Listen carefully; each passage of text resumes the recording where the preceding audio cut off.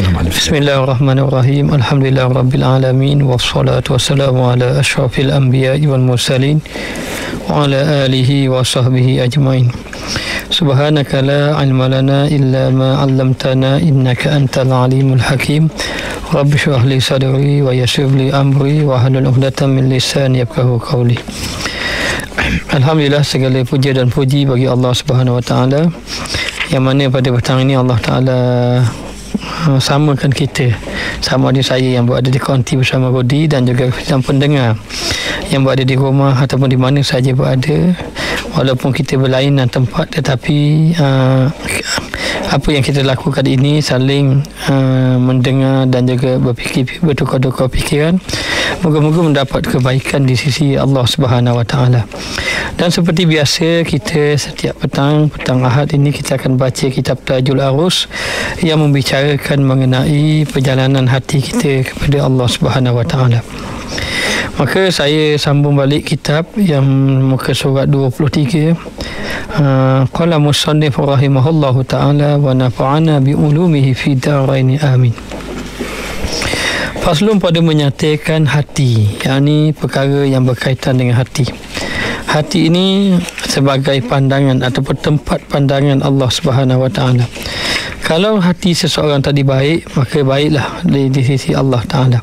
Tapi kalau hati seseorang itu tidak baik, rosak, kotor dengan dosa, maka dikiranya jauh dia daripada Allah Subhanahu wa taala. Maka dengan sebab itulah banyak ulama-ulama yang mengambil berat tentang hati dan juga membahaskan tentang hati, termasuk dalam kitab yang kita baca petang ini. Ini kitab Tajul Arus. Lalu dikatakan bahawa pada menyatakan hati dan lainnya telah bersabda Nabi SAW, la qalbu bani Adam ashaddu taqalluban minal qadri 'alan nari idza ghallat. Demi Tuhan, sesungguhnya hati anak Adam itu bersangat dan segera berbalik-balik daripada periuk atas api apabila mendidih. Ini gambarannya. Maka dikatakan bahawa hati anak Adam ini sering berbolak-balik. Kadang-kadang hari dia rajin beribadat, hati nak beribadat. Kadang-kadang hati jadi lemah nak beribadat dan seumpamanya. Maka hati ini hendaklah kita jaga. Hendaklah kita bersihkan hati kita dengan melakukan ibadat kepada Allah. Sesiapa yang melakukan maksiat kepada Allah, ia dikira telah mengotorkan hatinya. Maka orang yang melakukan amal ibadat dikira membersihkan hatinya. Qad aflaha man zakkaha. Maka beruntunglah orang yang membersihkannya. Wa qad khaba man dassaha. Maka rugilah orang yang mengotorkannya, yakni mengotorkan hati daripada dengan melakukan maksiat, kelalaian kepada Allah Subhanahu wa taala. Maka hati ini sangat bersegera berbalik-balik daripada periuk atas api apabila mendidih. Ini gambarannya seperti air yang mendidih dalam periuk tadi. Maka dikatakan bahawa beberapa juga seorang adalah hadir hatinya kepada Allah dan berhadap ia kepadanya, datang akan dia oleh bercerai pada nafsu yang satu. Kadang-kadang bila seseorang itu hatinya sudah dekat dengan Allah ataupun hadir dia bersama dengan Allah, tiba-tiba datang pula nafsunya yang membalik-balikkan hatinya daripada dekat dengan Allah ataupun ingin melakukan ibadat kepada Allah. Saya contohkan, kadang-kadang kita ini ada niat nak buat baik, maka kita pun berkatalah, kita kata sebagai contoh, malam ini saya nak pergi kuliah maghrib, malam ini saya nak dengar kuliah-kuliah agama di masjid-masjid.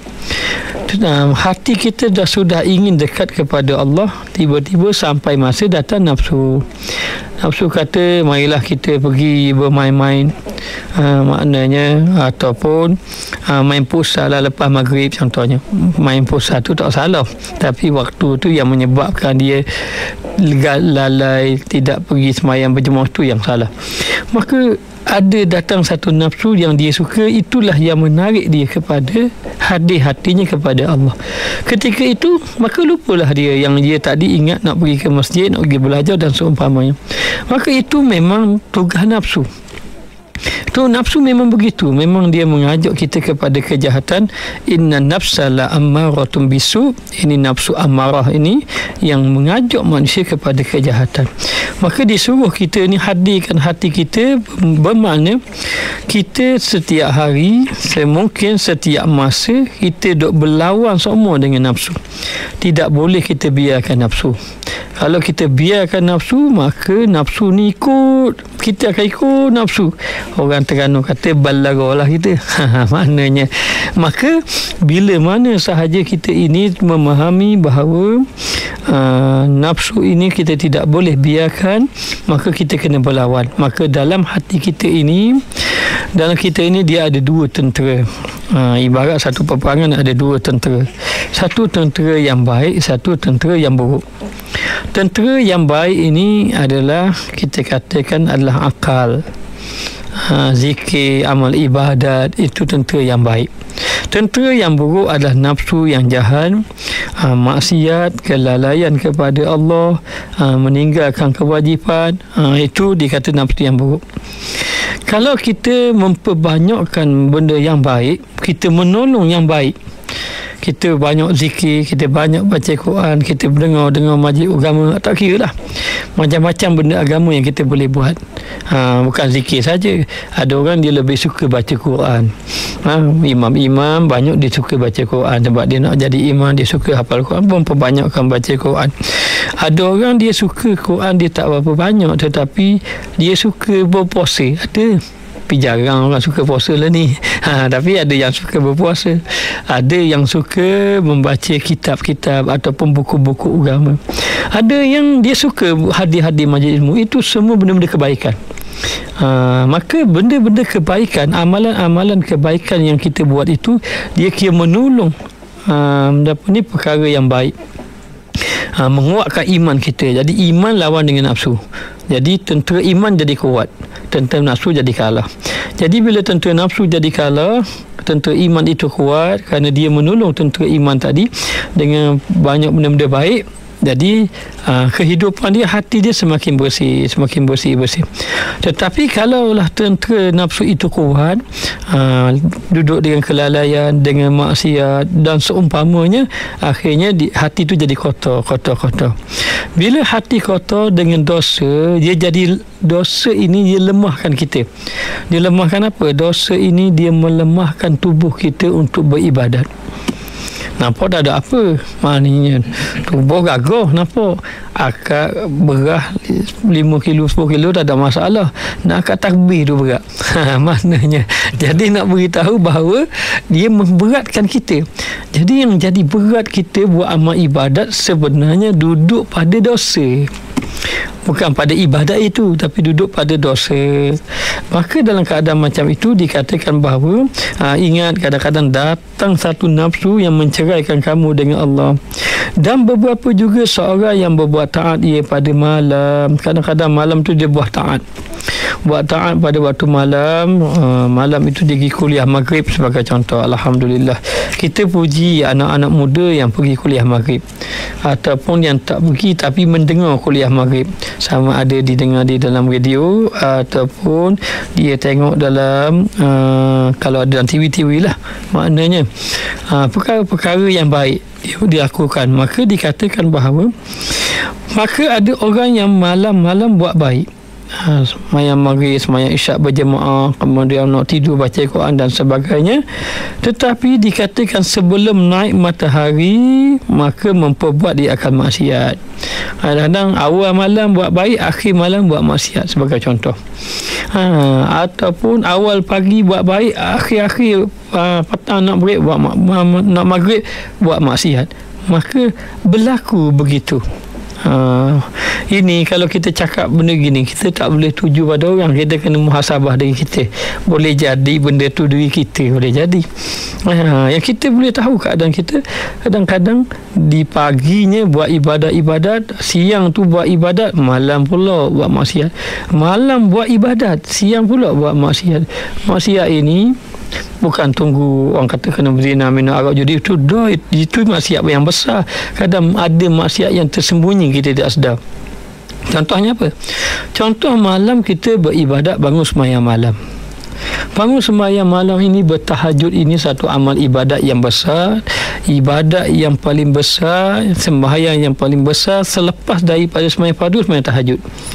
Sehingga disebut di dalam Al-Quran, wa minal laili fatahajjat bihi nafilatan asa an yab'asaka rabbuka maqaman mahmuda. Maknanya waktu malam kamu bertahajudlah. Nanti kalau kamu bertahajud, kamu bangkit, nanti didudukkan di maqam yang mulia di sisi Allah. Hebat. Tetapi bila dia buat malam, buat ibadat, besok dia berbangga-bangga pula. Riak dia. Dia suka cerita ke orang yang dia buat amal ibadat. Malam tadi saya tak tidur malam tadi. Maknanya, ataupun orang tengok dia maknanya macam dorok letih saja. Dia pun, ataupun dia tunjuk dorok tubuh dia. Orang tanya, dah mana dorok? Kenapa? Mana letih? Tak apa sihat ke? Bukan tak sihat. Habis malam tak tidur tak? Ni nak tunggu orang tanya tu, malam tak tidur tu sebab benda nak tunggu orang tanya. Orang pun tanya dia, dah malam buat benda? Dah mulai tanya. Malam tu bukan benda, sembahyang pagi. Orang tak tanya dah, dia akan terus khabar. Lama dah buat ni, berapa bulan dah tinggal. Maka ketika datang penyakit riak, penyakit ujub ini, kita merasa diri kita lebih baik pada orang. Dan kita merasa hairan pada diri kita. Allah, aku rasa kapung ni aku baik kali rasa. Sebab rasa anak-anak muda macam aku tak ada bangun-bangun malam ni. Rasa begitu. Malam itu dia buat amal ibadat, siang dia mari perasaan macam itu, bermakna dia telah membatalkan amal ibadat yang malam tadi. Malam masa dia buat ibadat, hati dia tengah baik, tengah bersih.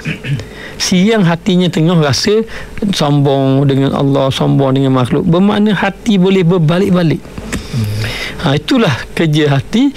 Dah kenapa jadi gitu? Nafsu. Sebab tu dia kata ketika hadirnya hati kepada Allah, datang nafsu tarik.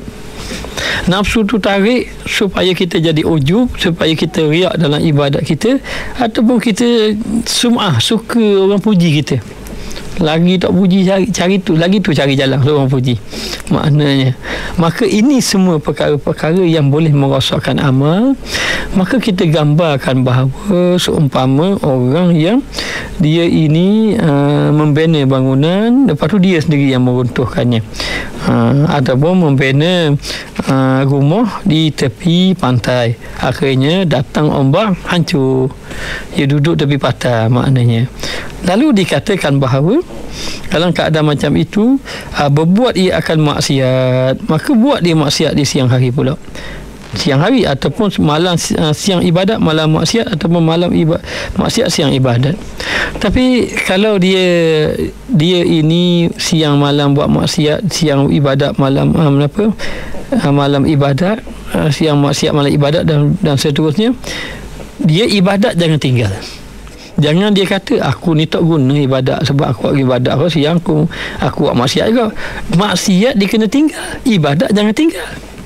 Kadang-kadang dia fikir, aku ini buat ibadat pun masih tak kena, aku ni banyak riak dan sebagainya. Kalau gitu malah buat ibadat, bermakna dia tinggalkan ibadat. Dia dari segi kaedah, walau kita jatuh maksiat, kita buat maksiat, kita kena balik pada ibadat. Walaupun kita tahu aku ni lepas buat ibadat aku jadi batu maksiat pula. Maksiat tu kena usaha sungguh tinggal, maksiat kena tambah. Ibadat kena tambah, maksiat kena tinggal. Supaya orang tadi bila dia memperbanyakkan ibadat, ketaatan, lama-lama maksiat itu semakin jauh dapat ditinggalkan. Maka bermula hati itu menempati mata orang. Dan mata itu tiada melihat dengan dia semuanya. Dia gambarkan seperti mata tu boleh tengok semua, belakang dinding dah tak nampak dah. Dinding dah tak nampaknya, tetapi melihat dengan kadar adas, dengan kadar hak nampak sajalah. Adas ni kalau ikutkan kacang, nampak benda halus-halus tu nampak lah daripadanya. Maka seperti yang demikian itu hati, tiada dikhendak daripadanya, tiada dikhendak daripadanya daging, tiada dikhendak daripadanya dagingnya. Hati ni yang kita bahaskan bukan hati yang daging tu. Tetapi yang dimaksudkan itu adalah dikhendaki hati itu latifah, hati yang lembut, yang didatangkan rasa hati, perasaan, dan daripada yang ditaruh oleh Allah Ta'ala pada hati tadi. Jadi nak beritahu yang kita bahas tentang hati-hati ini bukan hati yang orang kata sakit bawah hati, mana hak ekstrim nampak dia bukan tu, tetapi hati dalaman. Dalaman pada hati tadi yang Allah Ta'ala taruh satu latifah, sesuatu perasaan yang halus yang ada dalam hati tadi. Sebab tu manusia kadang-kadang cepat sensitif, cepat tu daripada mana? Daripada hati. Maka sebab itu para ulama ini dia menjaga supaya hati kita ini bersih. Mereka membahaskan bagaimana jalan-jalan kita nak membersihkan hati kita kepada Allah Subhanahu Wa Taala. Apatah lagi kadang-kadang hati kita ni sering berbolak-balik. Hari kita baik-baik, hari yang kita malas-malaslah beribadat dan seumpamanya. Maka kita tidak boleh membiarkan hati kita berterusan di dalam lalai, bahkan disuruh kita berusaha agar hati kita ini seterus ingat kepada Allah Ta'ala dan menyucikan hati, membersihkan hati kita dengan perkara-perkara yang baik. Maka bila mana sahaja hati ini menjadi bersih, itu tempat pandangan Allah. Lalulah disebut di dalam hadis, innallaha la yanzuru ila suwarikum wala ajsamikum walakin yanzuru ila qulubikum. Sesungguhnya Allah Ta'ala itu tidak melihat tubuh badan kamu. Allah Ta'ala tidak melihat rupa paras kamu. Akan tetapi Allah Ta'ala melihat hati-hati kamu. Jadi kadang-kadang kita ini silap dibersihkan, diambil berat ni benda yang tidak menjadi pandangan orang. Kenapa Allah Ta'ala sebut tubuh badan dan rupa paras? Kerana tubuh badan dan rupa paras ini pandangan makhluk. Pandangan makhluk. Rupa paras, kalau orang yang tidak cantik dibuat pembedah plastik nak beri cantik. Macam mana nak beri muka macam orang ni. Maknanya kemudian disoleknya dan sebagainya. Tubuh badan maknanya macam-macam. Ada orang tu ambil agak berat nak beri tubuh comel dan sebagainya. Tapi saya nak gambarkan begini saja. Tubuh badan dan rupa paras ini itu bukan isi yang dipandang oleh Allah. Yang pandang oleh Allah adalah hati. Maka umpama satu hadiah yang kita nak itu isi di dalam ke yang di luarnya? Kita nak isi dalam. Okey, orang bagi hadiah saya, alhamdulillah contohnya. Dia bagi ni sempena bulan Ramadan, dia bagi wakama ke, kain plekat ke sebagai contoh. Kalaulah hadiah itu dibungkus dengan satu bungkusan yang sangat cantik, nak ke cari siapa nak buku hadiah tu 2-3 kedai ataupun dia ambil ni tak jadi nak comel. Bungkus pula orang kata dengan berlipat-lipat, orang kata berelok-elok nak comel. Tapi dia lama mana dia bungkus tu? Kadang-kadang sampai 5 minit 10 minit bungkus nak comelnya. Nak tulis kepada ustaz ni, tak boleh tulis gitu, tulis comel-comel tu isam. Gambaran. Tapi bila sampai kepada orang yang terima hadiah, apa yang dia buat pada sapu tadi? Dia siap gitu je. Dan dia tak ada mananya dia ambil, dia taruh tu lepas tu isi dia buang, tak ada. Yang dia ambil sapu-sapu, dia siap gitu je. Kadang kotak-kotak yang comel-comel dia buang saja. Yang dia ambil isi dalam. Jadi kita ini kadang-kadang bersungguh-sungguh menjaga yang luar, tetapi kita tak ambil berat yang kita akan tunjuk kepada Allah. Maka bila kita sampai masa kita bertemu dengan Allah, Allah Ta'ala tak tengok masa kamu mati mau pakai baju mahal mana, tak tengok. Gambaran dia, tubuh badan kamu ini tubuh yang tak ke kuru ke, tubuh yang kena, tidak. Tetapi Allah tengok hati kamu. Masa kamu sembahyang, bagaimana hati kamu. Kamu dengan orang lain, bagaimana hati kamu. Hati kamu ini ikhlas dengan orang pun tidak. Maka Allah Ta'ala memandang. Maka beruntung kalau orang tu jaga hati dia. Ini tidak bermakna kita kalau gitu tak boleh lah kita nak bersih yang luar. Dah luar pun menandakan dalam. Buah nangka kalau tidak bungkus, tak jaga luar, tak kalau tak bungkus buruk kat dalam. Namun demikian, nak beritahu kita nak menjaga yang luar dalam waktu yang sama, jangan lupa jaga yang dalam. Maka itulah para ulama membahaskan tentang hati, mengatakan bahawa hati itulah pandangan Allah Ta'ala. Maka kenapa disibukkan sesuatu yang bukan pandangan Allah, ataupun disibukkan sesuatu yang menjadi pandangan makhluk, tidak disibukkan dengan menjadi pandangan Allah. Itu. Maka satu ketika siapa? Luqmanul Hakim. Maka satu raja panggil dia.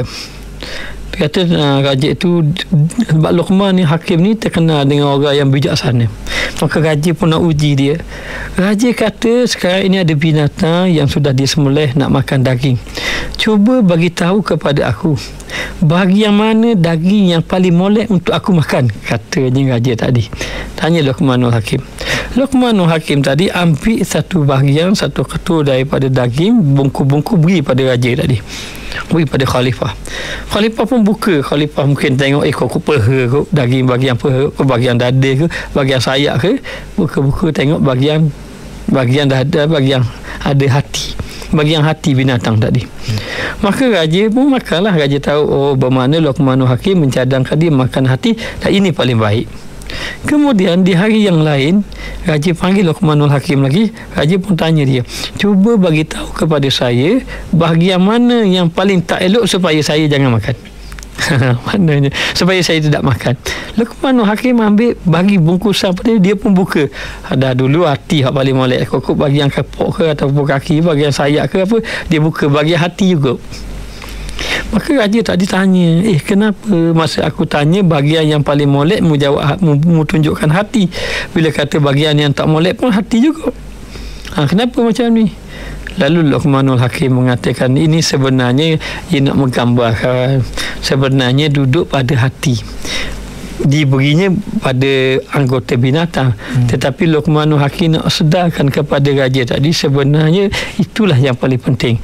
Tidakkah khalifah mendengar hadis, inna fil jasadi mudghah, idza salahat salahat jasadu kullu, wa idza fasadat fasadat jasadu kullu, ala wa hiya qalbu.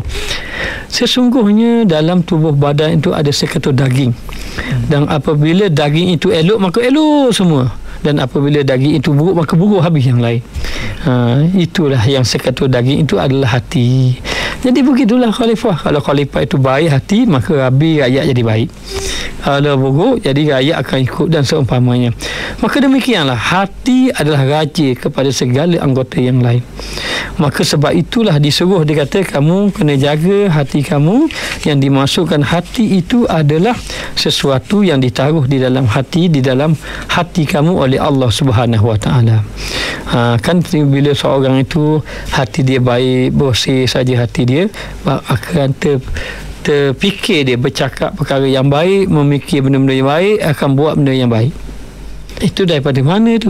Itu punca daripada hati yang baik.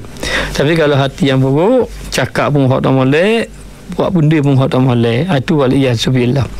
Maka dikatakan dia itu mudrakah dan pendapatan, dan menjadikan oleh Allah Ta'ala akan hati bergantung pada rusuk sebelah kiri. Hati kata rusuk sebelah kiri, itu hati yang daging tadi. Hati yang daging itu maknanya, maka dia kata, maka jikalau datang tiup atas hawa syahwat, kalaulah datang maknanya satu tiupan hawa ni nafsu ni kita nak kata apa, kehendak. Tiba-tiba datang tiupan syahwat tadi, hawa syahwat, nafsu menggerakkan dia akan dia. Dan jikalau datang gerak atasnya khati taqwa, menggerakkan dia akan dia. Okey, baik. Hati kita ini kalau datang yang jenis syahwat datang, dia akan gerak. Dia gerak hak tak molek. Katanya nafsu, tak payahlah mu semayang dah, tapi semayang kegi boleh semayang contohnya. Maknanya itu datangnya yang nafsu yang tidak molek. Kegi boleh semayang, jadi macam mana asal orang semayang, kita kawan lebah macam dia nak semayang awak, dia mari benda-benda gini. Maka kalau orang itu ada khati ataupun ada lintasan takwa, dia akan gerakkan balik. Tak boleh, kita kena semayang awal ni, kita jadi berlawan. Maka bila datang khatir yang tak molek, kena datang khatir yang baik. Khatir ni lintasan ataupun benda yang tak molek, kita kena datangkan. Yang cepat datang ni hak tak molek. Cepat datang. Hanya kalau orang tu mari nitah hak molek, maknanya hak tak molek datang. Kalau dia mari hak molek tu boleh tolong. Kalau dia nitah hak tak molek, hak molek tak mari, dia berterusan. Bahkan ni contoh je lah.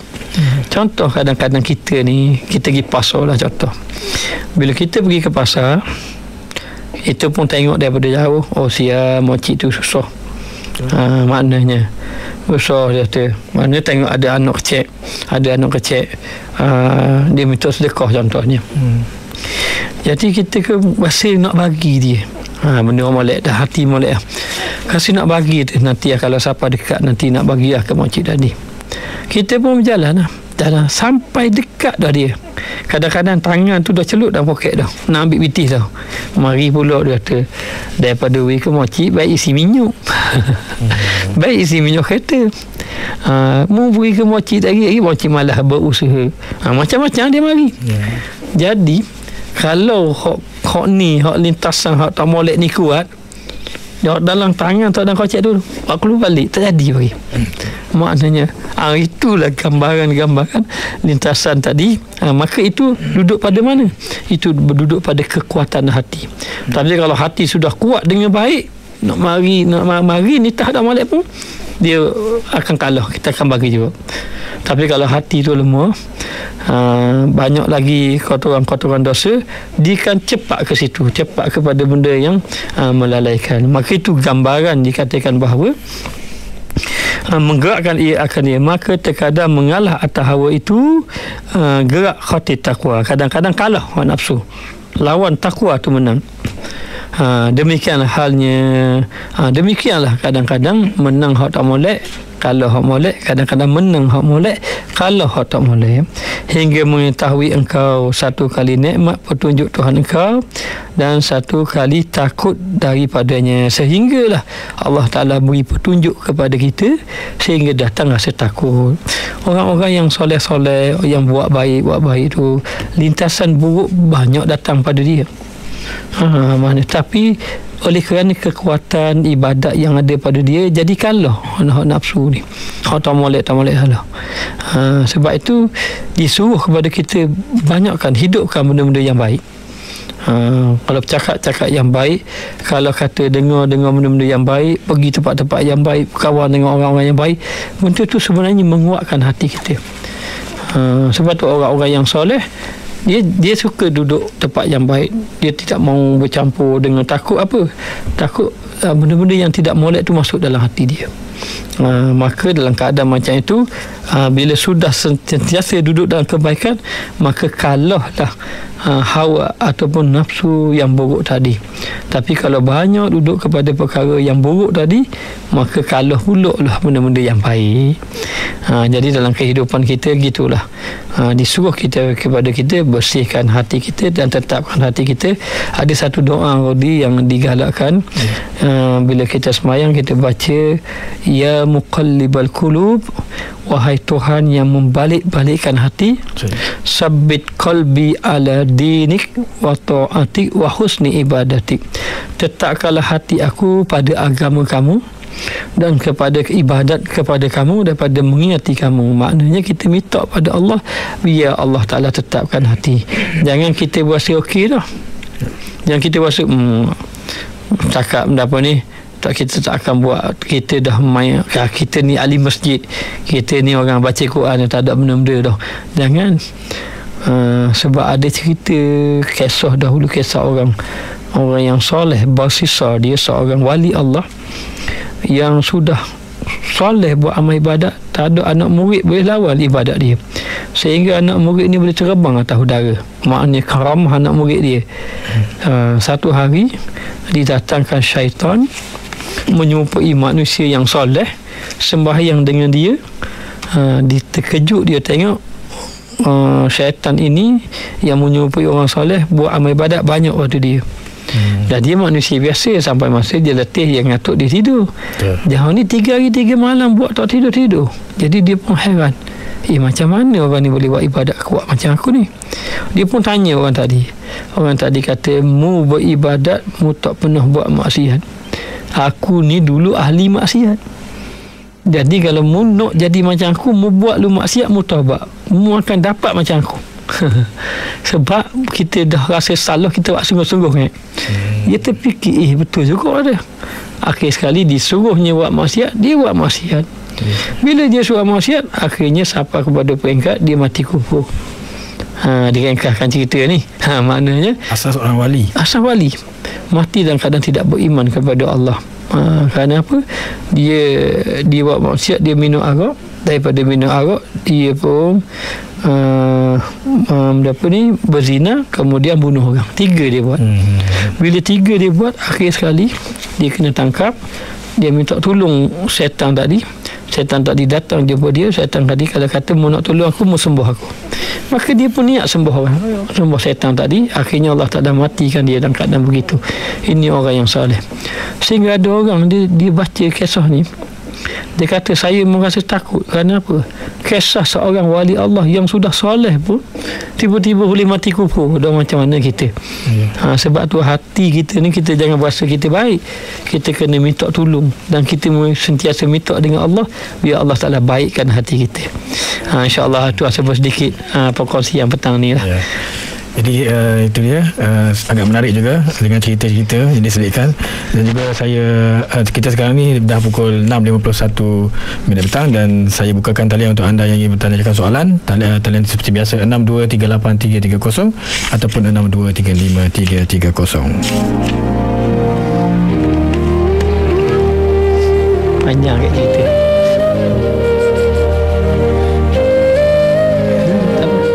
Baiklah, kita dah ada pemanggil di talian nampaknya. Okey, Assalamualaikum. Assalamualaikum. Assalamualaikum. Hello, Assalamualaikum. Boleh tolong jauhkan sikit dari radio. Assalamualaikum. Waalaikumsalam. Saya Fauzi. Fauzi dari mana? Pakar. Silakan soalannya. Ya. Jadi saya nak tanya. Assalamualaikum untuk guru. Boleh jauhkan sikit dari radio. Saya nak tanya, macam mana kita nak buat supaya hati kita tidak berbalik-balik? Macam mana kita nak kekalkan perasaan kita supaya ada macam kita nak kekalkan perasaan kita supaya buat tahan. Ya. Kita berasa sama itu hilang dengan perasaan-perasaan yang sama ego tu hilang bagi nak agama tu Ustaz. Saya rasa Assalamualaikum. Ya. Assalamualaikum. Okey. Pemanggil rasanya seorang juga tempat ni. Okey. Jadi yang pertama kepada saudara Fauzi daripada Pakar lah. Jadi soalan yang begitu baik kepada kita, bagaimana supaya hati kita ni tidak berbolak-balik. Kerana hati kita ni memang sentiasa kadang-kadang bolak-balik. Jadi nak beritahu bahawa hati kita yang sentiasa berbolak-balik itu memang sudah diberitahu oleh Allah dan diberitahu oleh Rasul kita bahawa hati kita manusia sentiasa berbolak-balik, kecuali pada orang-orang yang tertentu saja. Hanya kita gambarannya begini, apabila kita jatuh, kita jangan biarkan kita berterusan dalam keadaan jatuh. Kita tetap dengan terus cepat-cepat bangun. Bahkan sahabat sendiri pun pernah dikatakan bahawa bila dia buat salah jumpa Rasulullah SAW, dia buat salah dia jumpa Nabi, Rasulullah menyuruh dia agar memperbanyakkan ibadat. Innal hasanat yudhhibun as-sayyi'at, maka kebaikan itu akan menghapuskan segala kejahatan dia. Maka masalah ini berlaku juga pada diri saya sendiri pun. Kadang kita rasa macam mana hati kita nak tetap. atau kita nak tetap istiqamah dan sebagainya.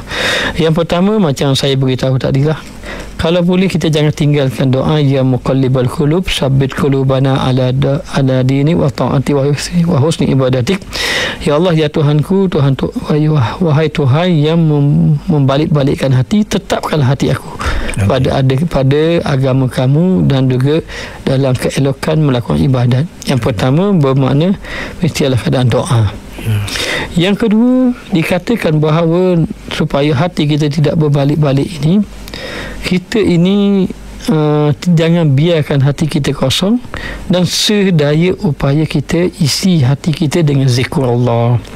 Kalau kita isi dengan zikrullah, banyak zikir, zikrullah itu menjadi pagar pada hati kita. Bila jadi pagar, maka payahlah syaitan nafsu nak masuk bila seseorang tu sudah amalkan zikir. Kemudian yang ketiga, cubalah sentiasa menyibukkan diri kita dengan beribadat, berada di tempat-tempat yang baik sama dengan orang-orang yang soleh. Jadi dalam keadaan macam itu, supaya hati kita akan sentiasa nak buat kebaikan. Saya contohkan, kita tengok kalau orang pergi ke Mekah, dia duduk di tempat yang baik, maka sampai di Mekah tak ada fikir dah, nak buat ibadat saja.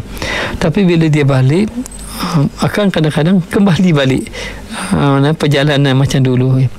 Maka sedikit sebanyak kita boleh mendapat panduan bahawa berada di tempat yang baik ini boleh menjaga kita daripada perkara-perkara yang melalaikan kita pada Allah. Dan yang keempat, inilah yang penting. Kalau kita buat semua, alhamdulillah. Apa dia? Ialah sentiasa bertaubat kepada Allah. Dengan di antaranya istighfar salah satulah. Tapi kita bertaubat pada Allah ini dengan arti kata setiap malam kita sepatutnya lah, kalau boleh setiap malam, doa setiap malam, seminggu sekali, sebulan sekali, kita kena ada satu pengakuan kita dengan Allah bahawa kita nak tinggalkan maksiat, kita ingin kembali kepada Allah Subhanahu Wa Taala. Maknanya, jadi bila kita berterusan bertaubat, maka dan nak kotor hati dengan taubat dibersihkan. Taubat itulah satu air yang membersihkan kotoran dosa yang ada daripada hati manusia. Maka air yang dimasukkan itulah air mata tangisan orang-orang yang bertaubat kepada Allah. Maka air mata tangisan itu akan mencairkan ataupun membersihkan hati-hati manusia yang banyak dosa tadi. Maka ini di antaranya, dan amalkan istighfar sebanyak yang mungkin. Kalau boleh beristighfar sebanyak yang mungkin, insya-Allah. Kalau diamalkan istighfar, kita buat 100 hari, kita ambil 40 hari, kita akan rasa kesan. InsyaAllah 100 hari. Satu hari 100, kita ambil 40 hari lah sebagai contoh. Cuba tengok. Ini sudah diuji. Habis maksiat dapat ditinggalkan. Dia jadi ringan buat amal ibadat. Itu antaranya. Wallahu alam.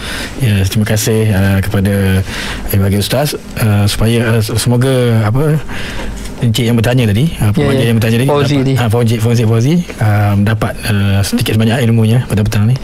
Jadi kita juga sekali lagi ucapkan terima kasih kepada yang berbahagia Ustaz Mustafa Kamal Hamzah kerana bersama dengan kita dalam pengajian ilmu tasawuf pada petang ini. Semoga apa yang disampaikan dapat jadikan panduan dan amalan dalam hidup kita, insya-Allah. Jadi kita tangguhkan dulu pengajian kita dalam ilmu tasawuf pada petang ini. Sekali lagi terima kasih Ustaz, dan saya persilakan Ustaz untuk doa penutup. Bismillahirrahmanirrahim. Alhamdulillahirabbil alamin, wassalatu wassalamu ala asyrafil anbiya'i wal mursalin wa ala alihi wa sahbihi ajma'in. Allahumma alimna ma jahilna, Allahumma ghithna ilman nafi'an wa rizqna fahman tayyiban. Allahumma iftah alaina abwaaba fahmin kama fatahta ala anbiya'ika wa awliya'ika wa ibadika salihin. Ya Allah, ya Tuhan kami, ampunkanlah segala dosa-dosa kami. Ya ya Allah. Yang mendengar rancangan ini ya Allah, dan juga ahli keluarga kami ya Allah, dan bersihkanlah hati kami ya Allah. Jangan kau biarkan kami dalam maksiat, dan pilihlah kami ya Allah di kalangan hamba-hamba-Mu yang soleh. Tidak ada yang tempat kami bergantung, tidak ada tempat pertolongan kecuali hanya Mu sahajalah ya Allah. Dan matikanlah kami semua dalam keadaan beriman dengan-Mu sebaik-baik kematian, husnul khatimah, dan kumpulkanlah kami dalam syurga-Mu, dan jauhkanlah kami daripada azab api neraka-Mu. Wa sallallahu ala sayyidina Muhammad wa ala alihi wa sahbihi wa sallam, walhamdulillah rabbil alamin.